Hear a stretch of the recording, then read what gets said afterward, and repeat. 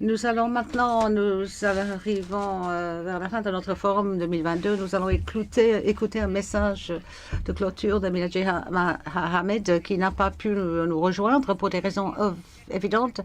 Il s'agit du secrétaire adjoint des Nations Unies dans le groupe de durabilité. Elle était ministre de l'Environnement de la République fédérale de Nigeria. Elle a travaillé sur les efforts du pays dans ses actions pour protéger l'environnement naturel. Je l'ai interviewée il y a quelques années lorsqu'elle a parlé ici au forum. Elle a parlé passionnément à propos des objectifs de durabilité.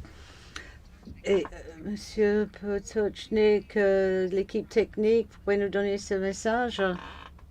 Excellencies, distinguished guests, ladies and gentlemen.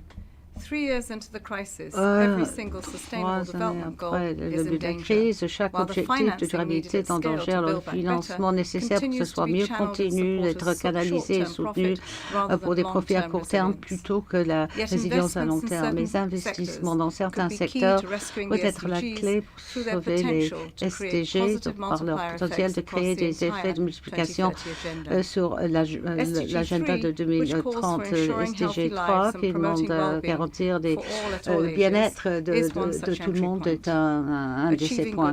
La bonne santé nécessite un système alimentaire durable ainsi que le but principal est de nourrir toute l'humanité sur une planète saine.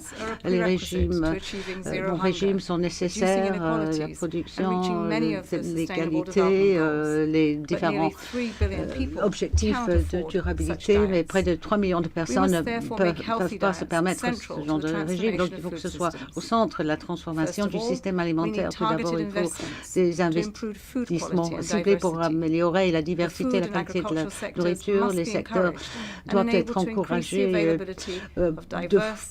devraient pouvoir augmenter la disponibilité de bonne nourriture. Les systèmes pourraient réduire le coût de la nourriture saine et faire en sorte que tout le monde ait accès à un bon régime. Il faut utiliser l'approche pour renforcer la résilience des gens, de la société face aux chocs, y compris des pandémies ou le changement de climat, les normes, la législation, les politiques fiscales en faveur d'alimentation nutritive plutôt que d'autres options et les politiques sociales et économiques réduisent l'inégalité aussi, devraient faire en sorte que tout le monde ait un régime sain sans laisser personne à la traîne.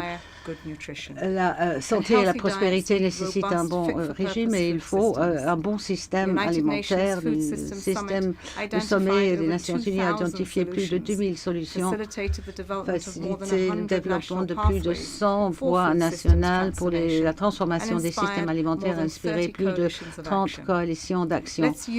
Utilisons ces outils pour transformer le système alimentaire, nourrir l'humanité et construire un monde plus durable et plus sain pour tout le monde.